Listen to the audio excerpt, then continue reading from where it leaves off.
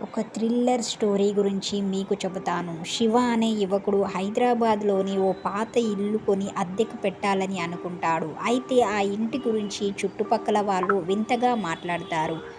ఆ ఇంట్లోకి వెళ్ళిన వారెవరూ ఎక్కువ రోజులు ఉండలేదని, కానీ శివ ఆ మాటల్ని పట్టించుకోకుండా మరమ్మతులు చేయించి అద్దెకు ఇవ్వాలని నిర్ణయించుకుంటాడు.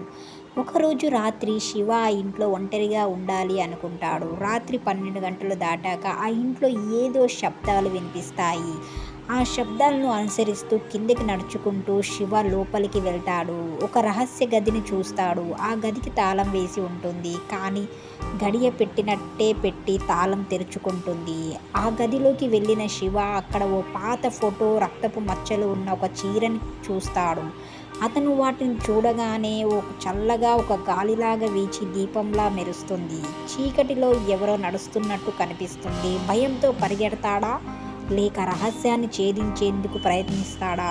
ఇదే కథలోని మలుపు. ఇలాంటివి మీకు నచ్చినట్లయితే మా ఛానల్ని సబ్స్క్రైబ్ చేసుకోండి. పార్ట్ 2 కోసం లైక్ చేయండి, షేర్ చేయండి. Thank you so much.